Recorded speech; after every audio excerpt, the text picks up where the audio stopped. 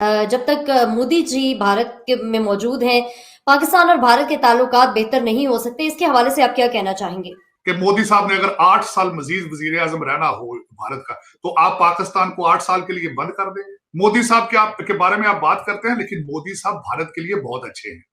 आप अगर पाकिस्तान के लिए अच्छे नहीं बन सके, तो इसमें मोदी साहब का क्या कसूर है? देखें, उन्होंने मेजॉरिटी ऑफ पॉपुलेशन भारत की क्या है? हिंदू। मोदी साहब कौन है? हिंदू। उनका आइडिया था कि वो अपनी कौम को लीड करेंगे, उनको नेशनलिज्म देंगे, इंडिया को नेक्स्ट लेवल पर लेके जाएंगे। सियासत में भी, मुआशियत में भी वो लेके जा चुके हैं, चाहे जिस तरह भी लेके जाएं। It is none of your business. लेकिन अपनी कौम के लिए, अपने मुल्क के लिए वो ठीक है। आप अगर ठीक नहीं है तो पाकिस्तान के लिए ठीक नहीं है। उसमें मोदी साहब का क्या कसूर है? से आया है। अब देखो, इंडिया का कामयाब तरीन वज़ीर आज़म रहा है। उसकी रीज़न क्या है कि वो अपना सारा कुछ जो ना वो मतलब कि अवाम के सामने शो आउट करते हैं और करप्शन उनके आगे ना होने के बराबर लेकर कि हमारा अगला आर्मी चीफ कौन होगा। यहां पर पहुंचने के बाद हमारे सामने कुछ और ऑप्शंस और सिनेरियोस हमें नजर आते हैं। वो क्या है, वो मैं आपके सामने रख। फिर आप मोदी साहब की स्टेटमेंट को किस तरह डिनाई कर सकते हैं? वो कहते हैं कि हमें पता ही नहीं चलता, काल हम करें तो किसको करें। इसमें सदाकत नजर आती है कि इस वक्त बिल्कुल आपका कंट्री पिछले 6 महीने से रुक चुका है एक अपॉइंटमेंट की बेस पर। बार बार जो मुख्तलिफ भारतीय चैनल हैं, बार बार वो अलकाबात निकालते हैं कौन बनेगा नया बिलियनर, और साथ वो आर्मी चीफ की बात करते हैं। फिर उसके बाद जितनी आपके खान साहब जिस तरीके से आके 26 नवंबर की डेट दी है, बिल्कुल 28 नवंबर के साथ उसका मिलता जुलता है। फाइनल अटैक करने की कोशिश करेंगे वो। तो फिर इन चीजों को सदाकत मिलती है कि ये वाहिद एक अपॉइंटमेंट है जिस पे पाकिस्तान और पाकिस्तानी कौम का सारा किस्मत के फैसले इसी पे रुके पड़े हैं।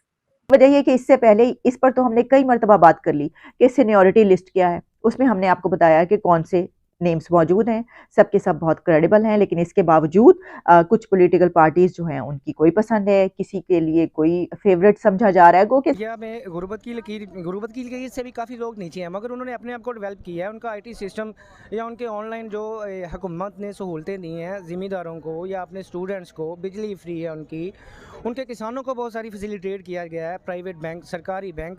उसके अलावा आप देख लें, चाइना हमारे बाद 1 साल बाद आज़ाद हुआ है, अब हमारे से 100 साल आगे फिर रहा है। क्यों भाई? वो इंसान नहीं है। हालांकि वो तो वो चीज़ें भी नहीं जानते जो हमें एज ए मुस्लिम हम जानते हैं। अल्लाह के नबी ने हमें एज ए मुस्लिम बहुत सारी चीज़ें एडवांस में बता दी, जो वो रिसर्च करने के बाद, अपना पैसा खर्च करने के बाद, मेहनत करने के बाद वो आज इस मुकाम पे पहुँचे हैं। हमें वो अपॉर्चुनिटीज़, वो सहूलतें दी नहीं गई। क्यों नहीं दी गई? वो ऐसा कोई सिस्टम डेवलप ही नहीं किया गया। पूरी दुनिया से महंगी बिजली यूज़ कर रहे हैं, दुनिया कूड़े से। दुख के साथ कहूंगा, जो कुछ भी हो रहा है उसमें पाकिस्तान और पाकिस्तानियत और पाकिस्तानी लोगों के बारे में कोई अच्छा नहीं हो रहा। 16 नवंबर से डायलॉग शुरू है। खान साहब ने 4 अपने नुकात उनके सामने रखे हैं, लेकिन किसी पार्टी ने, ना पीडीएम, ना एस्टेब्लिशमेंट, ना पीटीआई, किसी ने भी सैलाब ज़दगान के बारे में बात नहीं की, महंगाई के बारे में बात नहीं की, पेट्रोल प्राइसेस के बारे में बात नहीं की। ये दुख की बात अभी है। It is very interesting. उसमें कई चीजें का उन्होंने जिक्र किया हुआ है। एक तो वो they are talking about saying कि ये काफी नहीं है कि हम अमेरिका और वेस्टर्न मर्सिनरीज को मार रहे हैं, अब हमें चाहिए कि उनको डायरेक्ट अटैक करें, या तो ब्रिटिश टेरिटरी पे या अमेरिकन एसोसिएटेड टेरिटरी पे, ताकि उनको भी लगे कि ये जंग का कुछ दर्द वो महसूस करें। जो बाइडेन के हवाले से, अब मैं पाकिस्तान के हवाले से बताना चाहूंगा कि फाइनल मार्का जो है उसका डेट अनाउंस कर दी गई है 26 नवंबर। फैजाबाद के, देखें, खान साहब हमेशा कहते हैं कि वो सरप्राइज देंगे। अब देखें क्या सरप्राइज होता है। फैजाबाद के करीब धरने की तैयारियां शुरू हो चुकी हैं। सुना है इस वक्त जो ड्राइंग रूम सियासत इस्लामाबाद में चल रही है, वो कहते हैं कि इस्लामाबाद के अंदर वो धरना दिया जाएगा, इस्लामाबाद और रावलपिंडी के दरवाजे पे, क्योंकि वहां पे पंजाब पुलिस होगी, वहां पे धरना दिया जाएगा। इमरान खान साहब बैठेंगे और एज ए पनिशमेंट, क्योंकि ये जो यूक्रेन की जंग इतनी लंबी सिर्फ और सिर्फ इसलिए चल रही है कि वेस्टर्न एलाइज हथियार दे रहे हैं यूक्रेन को, मुसलसल एड दे रहे हैं, फाइनेंशियल एड हर तरह से। तो जो जंग की वजह से जो नुकसानात फेस करता है मुल्क, वो ऑफसेट कर दे रही वेस्टर्न एड। तो इसलिए वो भी चाह रहे हैं कि let the west also feel the pain. मैं जरा थोड़ा इजी नोट्स पे आज शुरू करना चाह रहा था। सबसे पहले तो ये बताऊंगा, इस संडे को हमारे जो बाइडेन साहब 80 साल के हो गए, और उन्होंने रिकॉर्ड बनाया है कि ओल्डेस्ट प्रेसिडेंट आज तक हिस्ट्री में 80 साल का प्रेसिडेंट कोई नहीं रहा। उन्होंने हिस्ट्री बनाई। दूसरी हिस्ट्री ये बनी कि आज पहली फ्लाइट इस दफा फीफा के हवाले से तल अवीव से इजराइल से पहली फ्लाइट दोहा गई है। और उसके बाद ये मैं बताना चाहूंगा कि फीफा में ये भी हिस्ट्री बनी है कि होस्ट कतर जो है वो अपना ओपनिंग मैच ही हार गए, क्योंकि 57 इस्लामिक कंट्रियों में एटमी ताकत है।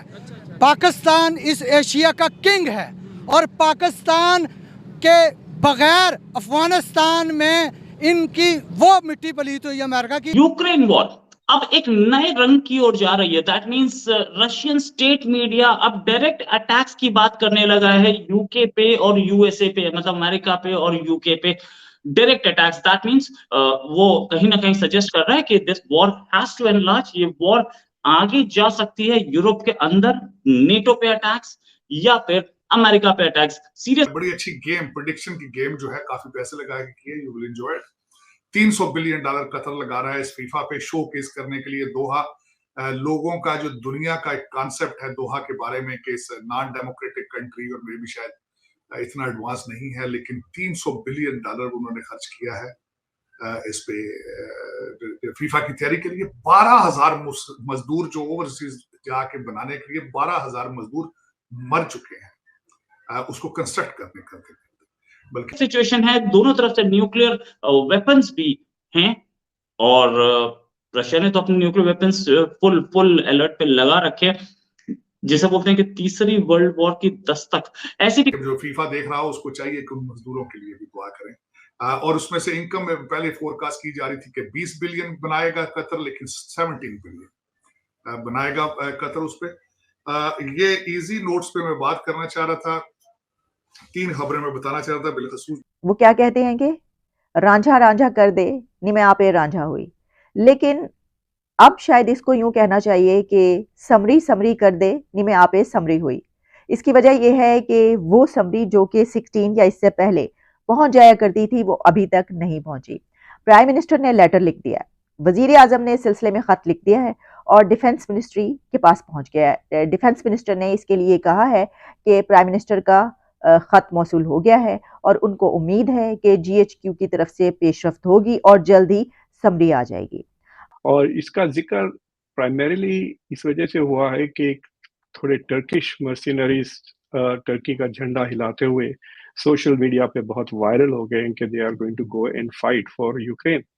लेकिन पिछले 6-7 महीने में तो थोड़ा रिडक्शन हुआ है मर्सिनरी फाइटर्स पे, लेकिन जो टोटल लीजियन है, यानी जो ज़ेलेंस्की ने जंग शुरू होने के बाद अपील की कि जो यूक्रेन की तरफ से लड़ना चाहते हैं वो आए और लड़ें, तो इसको फॉरेन लीजियंस करके उनको लेजिटिमाइज कर दिया।